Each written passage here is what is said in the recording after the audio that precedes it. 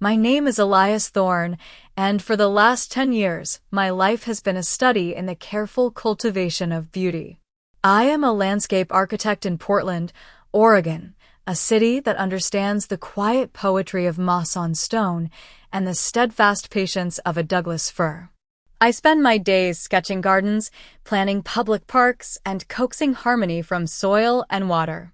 I find a deep, almost spiritual satisfaction in creating spaces where people can breathe, where chaos gives way to order, and where life, in all its forms, can flourish. It is a slow, deliberate art, one that has taught me more about patience and boundaries than any person ever could. Until, of course, my own family put those lessons to the test.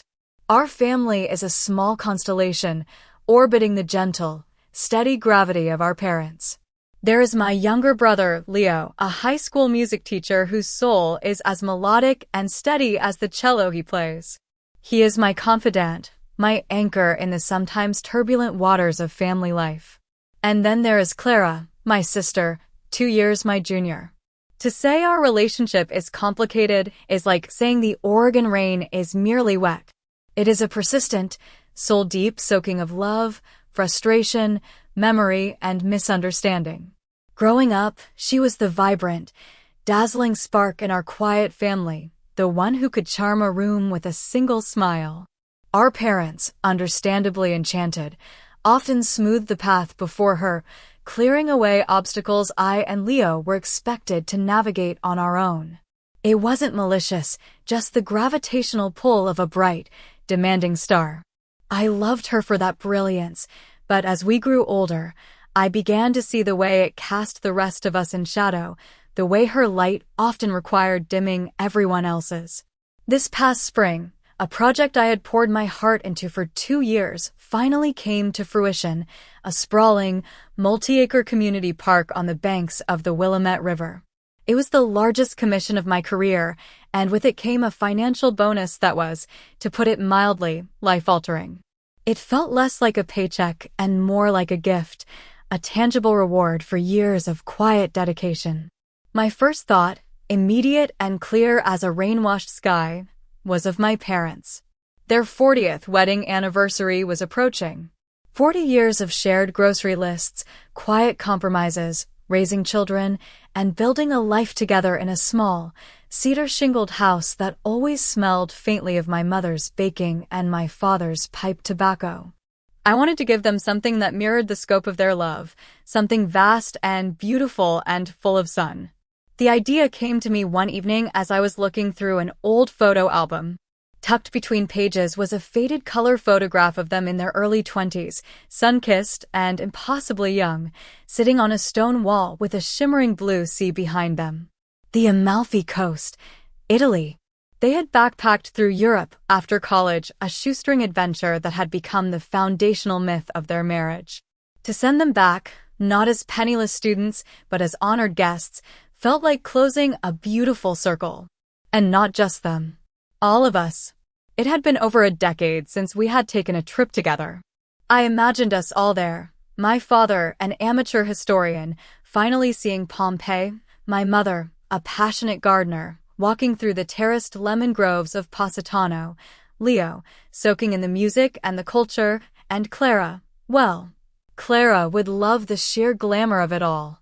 It would be a gift to them, but also a gift to myself, a chance to weave us all back together, to create a shared memory so beautiful it might mend some of the frayed threads between us. I planned it in secret, poring over maps and travel blogs for weeks. I booked a stunning villa in Priano, perched on a cliffside, with an infinity pool that seemed to spill into the Tyrrhenian Sea. I arranged flights, a rental car, and a loose itinerary of dinners, boat trips, and explorations. Every detail was an act of love, a brushstroke in the masterpiece I was trying to create for them. The night I told them, I invited them all over to my small apartment overlooking the city. I'd made pasta from scratch, and the air was filled with the scent of garlic and basil. When I finally laid out the travel portfolio on the coffee table, a hush fell over the room. My mother's hand flew to her mouth, her eyes welling with tears as she saw the photo of the villa.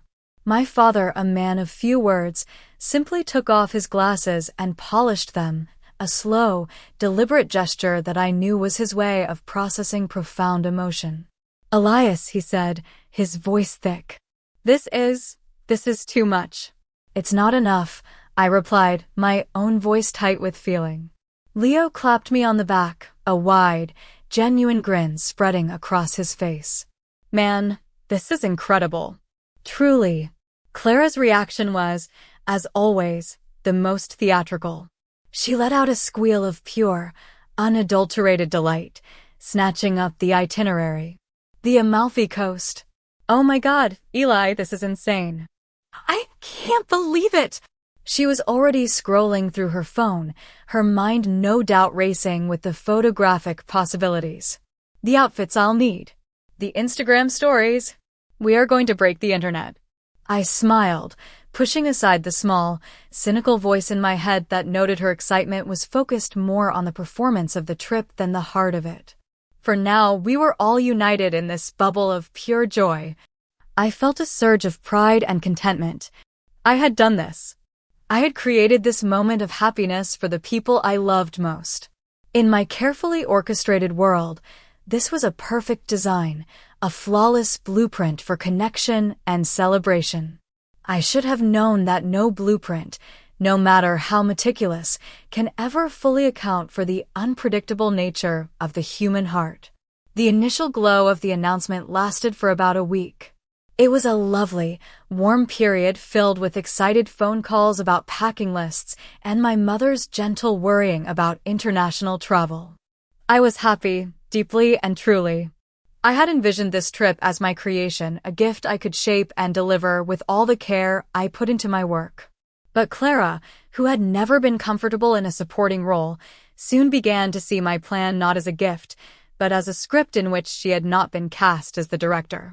"Eli, I was thinking," she began one afternoon over the phone, her tone light and breezy. "You're so swamped with that new project at Verdant Design. Why don't you let me take over some of the planning? I'm amazing at this stuff. I could find us the cutest little beach clubs." "Thanks, Clara, but it's all handled," I said gently. "I've got it under control. I want this to be my treat, from start to finish." "I know, and that's so sweet of you," she cooed, a sound I had come to recognize as the velvet glove over an iron fist. "But you're a landscape guy. You think in terms of structure and flow. I think in terms of experience. Aesthetics. Vibe. It's a different skill set." There were two reasons I was hesitant to cede any control. The first was personal. This was my gift, and the act of planning it was part of the joy for me. The second was practical. I knew my sister's tastes. Clara operated on a simple principle. If someone else was paying, only the best would do. Her treats, to us, were usually a shared pizza from a coupon deal, but when taken out, she would unfailingly order the lobster thermidor and the most expensive wine on the list. I had a generous budget for this trip, but it was a budget nonetheless. Clara's idea of a cute little beach club would likely involve cabanas with champagne service and a bill that looked like a down payment on a car. My parents, ever the peacemakers, tried to mediate. "Elias, honey, maybe you could let her help with the activities," my mother suggested. It would make her feel included. To appease everyone, I insisted the specific activities were a surprise, little gifts to be unwrapped each day. This, of course, drove Clara mad. "But how are we supposed to pack?" she wailed. "What if you have us hiking and I only brought wedges? It's a logistical nightmare." The pressure mounted. Her calls became more frequent, her tone shifting from helpful suggestion to outright nagging. She accused me of being a control freak, of deliberately excluding her, of trying to be the golden child. The accusations stung because they were a funhouse mirror distortion of my intentions. To get some peace, I finally relented and sent her the detailed itinerary I had so lovingly crafted. I thought seeing the care I'd put in the private boat tour of Capri, the cooking class in a lemon grove, the reservations at a family-run trattoria in Ravello with breathtaking views, would placate her. It did the opposite. It gave her a blueprint to critique. Her call came within 10 minutes. Okay, I've looked it over, she said, her voice dripping with the condescending authority of a seasoned pro. It's a good start. But you have the Pompeii tour scheduled the day after we land. We'll be jet-lagged and miserable. And the Capri boat trip should be on a weekday to avoid the crowds. You've got it on a Saturday. I had to admit, her points were valid. They were small details, but smart ones. You're right, I conceded. That's a good call. I can move those around. The satisfaction in her voice was palpable. See? This is why I wanted to help. It's all about the details, Eli. The finesse. That single exchange was the tipping point. A little voice of weary resignation whispered in my ear, if there is a single moment of inconvenience on this trip, she will never let you forget it. The thought of spending a week in paradise listening to her sarcastic I told you so's was more than I could bear. For the sake of my own sanity and for the harmony of the trip, I made a decision that I would come to regret profoundly. You know what, Clara? I said with a sigh. You're right. You've got a better handle on the logistics. I'll give you access to the booking portal. You can reschedule things. I set firm parameters, no new bookings or cancellations, just rearranging the existing schedule, and she had to run any changes by me first.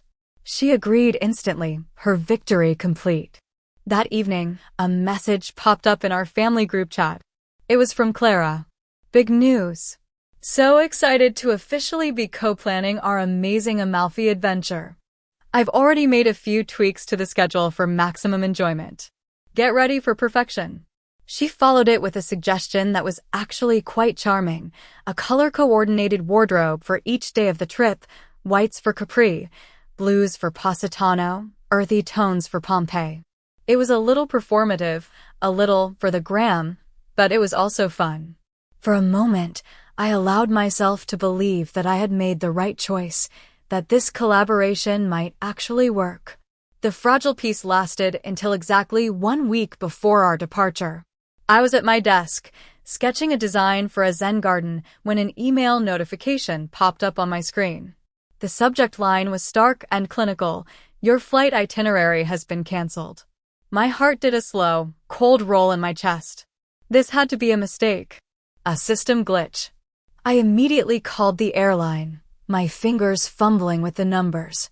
After a frustrating 20 minutes on hold, a polite but firm agent informed me that the cancellation had been processed successfully through my online account. There was nothing they could do. There was only one other person with access to that account. My hand was shaking as I dialed her number.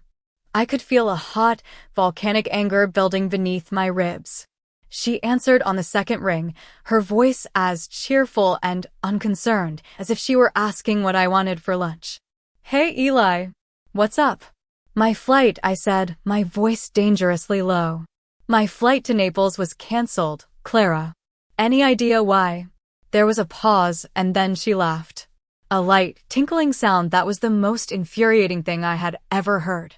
Oh, that. Yeah, I did that. Isn't that hilarious? The fragile dam of my composure broke. Hilarious? Are you out of your mind? Explain yourself. Now.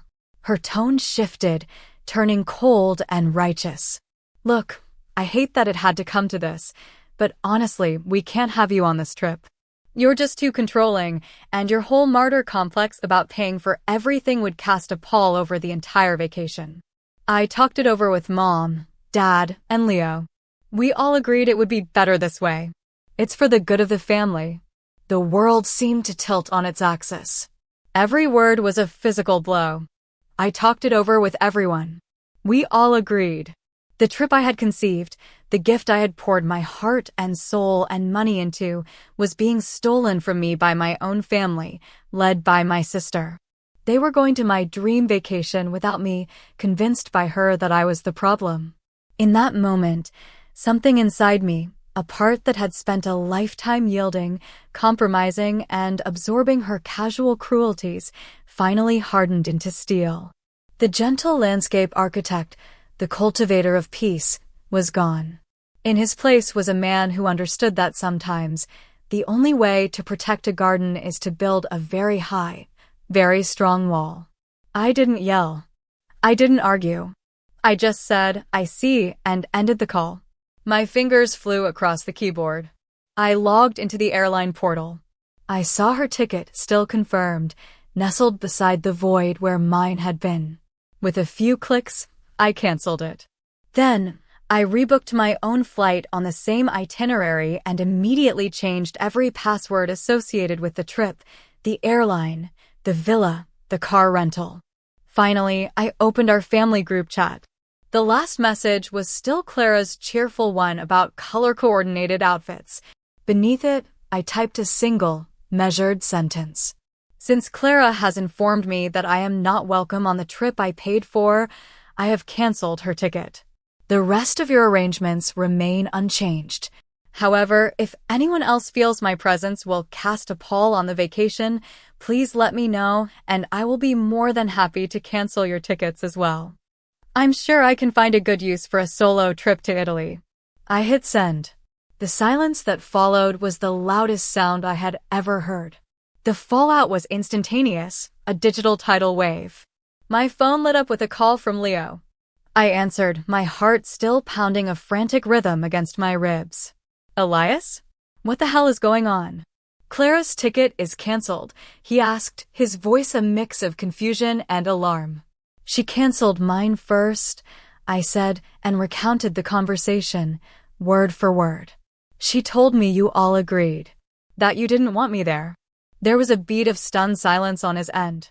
That is a complete and utter lie, he said, his voice now simmering with anger. She never said a word to me. Not one. Do you honestly think Mom and Dad would agree to something so monstrous? Eli, she made it all up. A wave of relief so profound it almost buckled my knees washed over me. It wasn't them. It was just her. The knowledge didn't erase the hurt, but it contained it, isolating the poison to its source. As I was talking to Leo, a call from my parents came through. I told him I had to go. My mother's voice was trembling with distress. Elias, what have you done? Your sister is in hysterics. You canceled her ticket. She canceled mine first, Mom, I said, my voice weary but firm. I explained the situation again, the lie she had told me, the cruelty of it. I could hear my father in the background, a low rumble of disbelief. We would never, ever do that to you, Elias, my mother insisted. You know that. But to retaliate like this, it's so vindictive. We're supposed to be a family. A family doesn't banish one of its members from a trip they paid for as a gift, I countered, the pain still sharp. I planned this to bring us together, to celebrate you. If she is so determined to ruin that, then she doesn't get to be a part of it. I will not pay for my own humiliation. I will go alone before I let that happen. The argument went in circles, their desire for a fragile, all-inclusive peace clashing with my newfound, unyielding boundary. Clara, meanwhile, was unleashing a firestorm of text messages, a torrent of rage and disbelief. They were vile, filled with names and accusations that made my stomach clench. I took screenshots of the most venomous ones and forwarded them to my parents without comment. A little while later, my father called back, his tone somber and tired. Son, this has gone too far, he said. Let me try to fix this. I'll get your sister on the line and she will apologize to you. Then you will rebook her ticket and we will all go on this trip and put this mess behind us.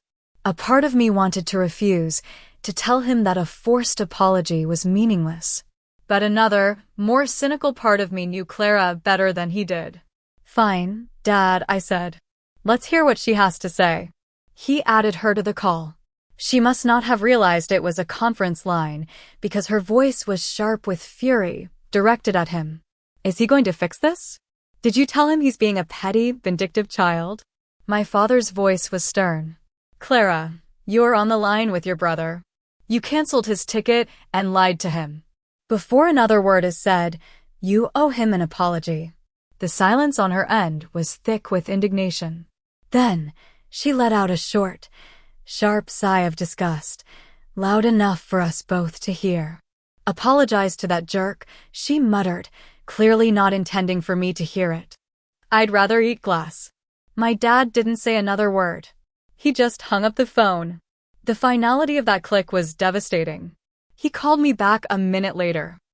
I could hear the deep, ragged exhaustion in his voice. "I'm sorry, Elias," he said. "I don't know what to do. I'm torn between my two children." "I know, Dad," I said softly, the anger in me finally dissolving into a profound sadness. "I know." The trip was no longer the perfect, sun-drenched masterpiece I had designed. It was now something fractured, something tinged with sorrow. I knew I had done what I had to do, that I had drawn a line that had been desperately needed for years. But as I looked at the travel portfolio on my table, I couldn't help but grieve for the beautiful dream I had lost. In the week leading up to our departure, the family dynamic remained fraught with a low, humming tension. My parents were quiet, moving through their days with a kind of pained resignation. They made a few more half-hearted attempts to persuade me to be the bigger person, to forgive and forget for the sake of an imagined family harmony. But my resolve held. A boundary, I was learning, is not a suggestion, it is a structure.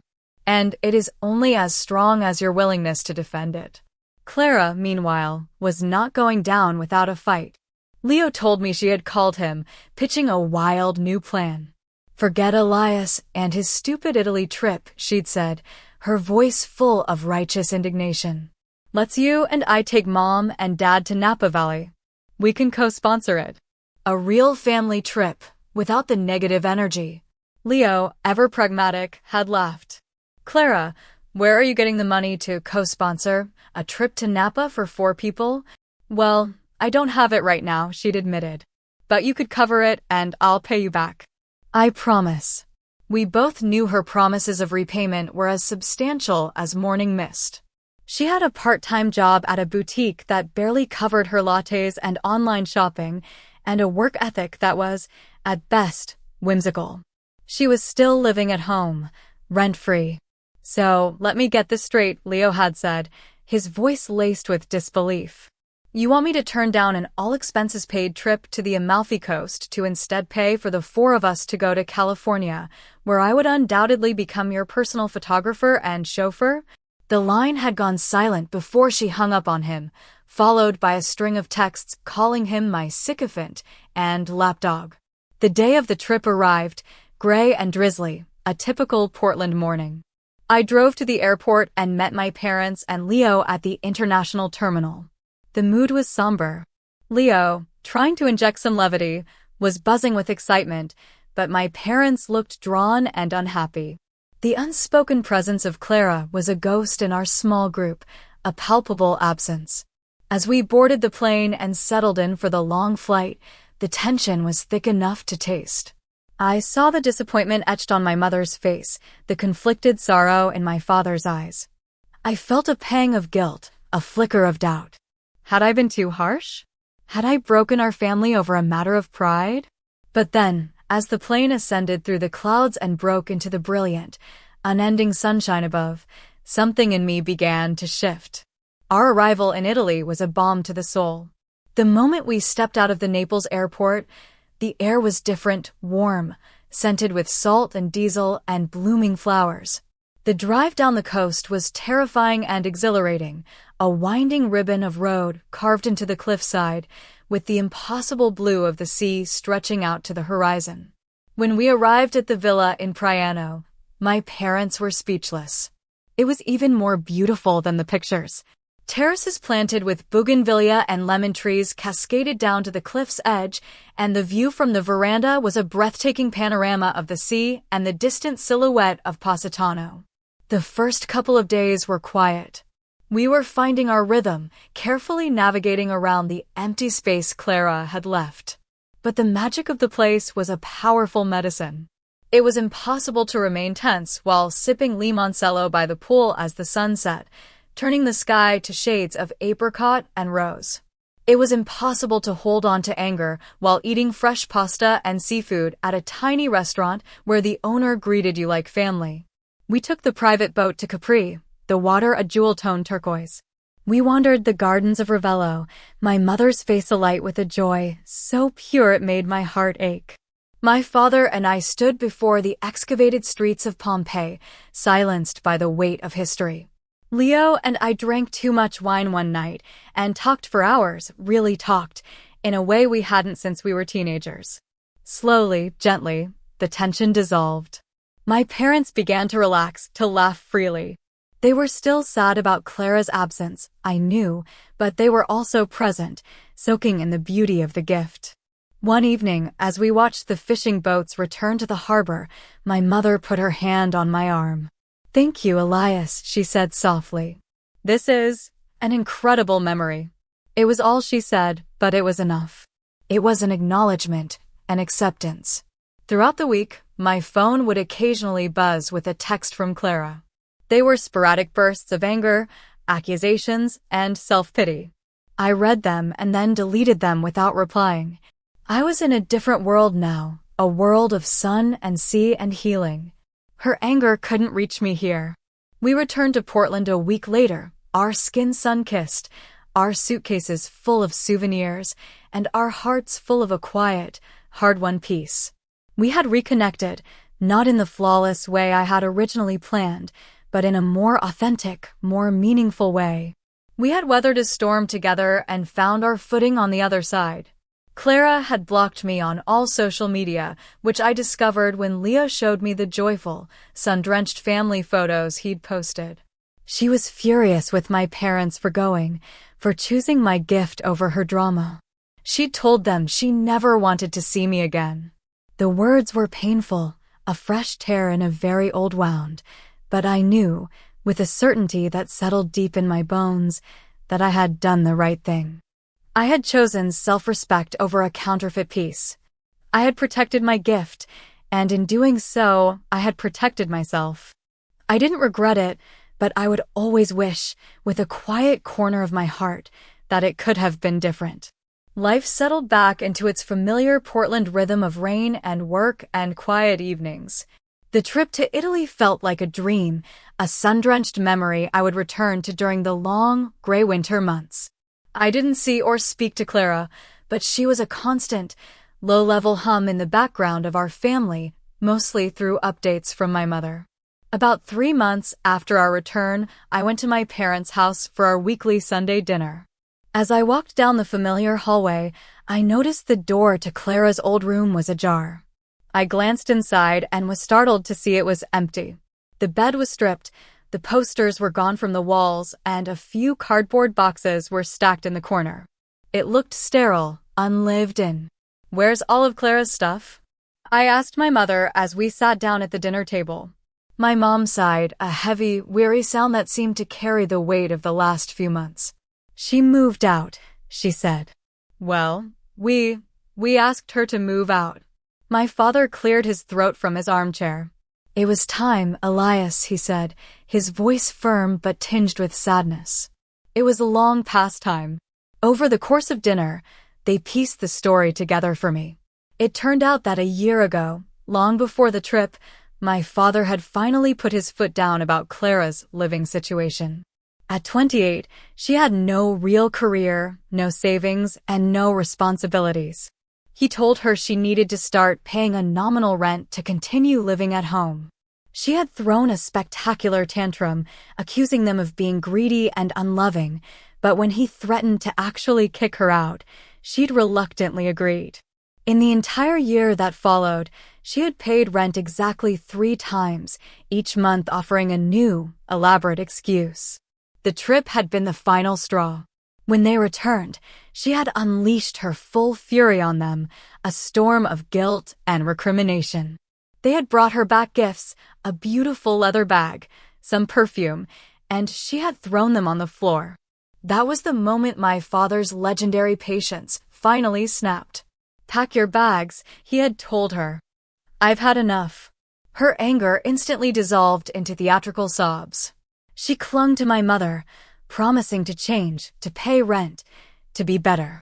But this time, the performance didn't work. The cracks in her manipulation had been exposed by the harsh light of the Italy situation. They saw her not as their hurt little girl, but as a grown woman refusing to take responsibility for her life.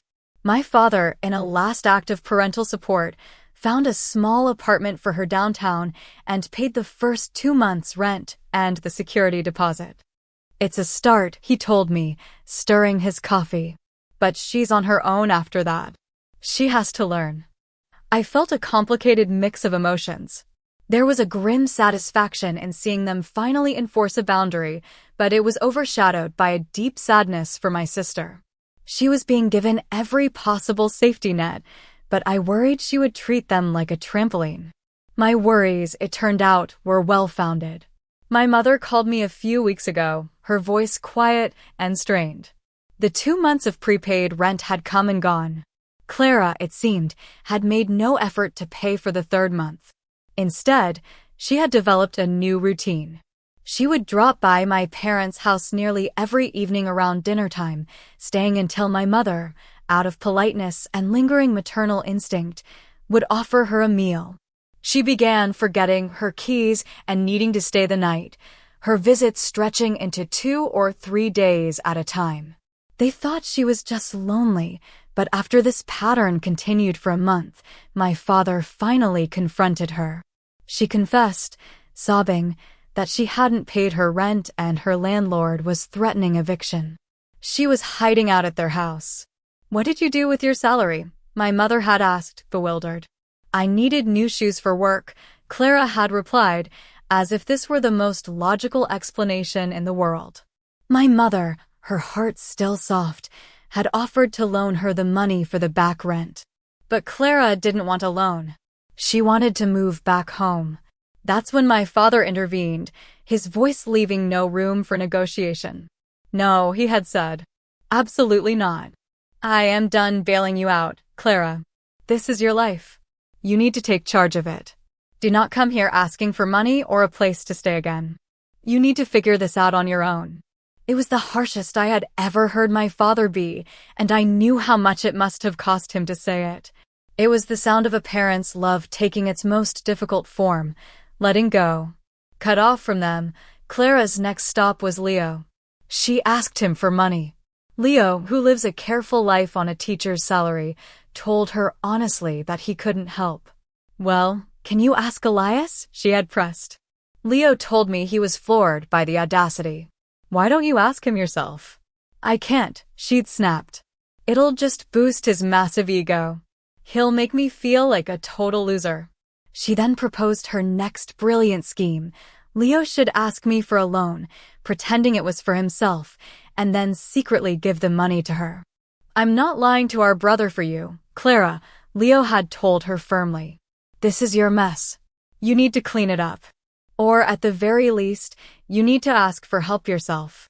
She had called him my bootlicker and hung up. Hearing these stories, I don't feel anger anymore. I don't even feel the triumphant vindication I might have expected. All I feel is a deep, quiet sorrow. The line I drew in the sand before the trip was not just about a canceled ticket. It was the first stone in a wall that my entire family, one by one, has now been forced to build. A wall of boundaries, erected not to keep her out, but to keep ourselves whole. I am glad my parents finally see the toxic patterns they enabled for so long. I am proud of Leo for his unwavering integrity. And I am, in a strange way, grateful for the painful ordeal of the trip. It forced me to find a strength I didn't know I possessed. Sometimes, when I'm working in my own small garden, trimming back an overgrown vine or pulling up weeds that choke the life from more delicate plants, I think of Clara. I think of her as a beautiful, vibrant flower that has grown wild, strangling everything around it in its desperate need for sun. I hope, one day, she learns to tend her own garden. I hope she finds a way to grow without casting shadows, to bloom without demanding all the light. The possibility of a true reconciliation feels distant, like a shoreline seen through a thick fog. It may never come, but I have found a measure of peace. I have learned that giving a gift cannot be a transaction, and that true generosity sometimes requires the painful act of saying no. I have learned that self-respect is a quiet, sturdy thing you must cultivate and protect, like the most precious plant in your garden. And I have learned that sometimes the most loving thing you can do for someone is to let them go, praying they will finally learn to stand on their own.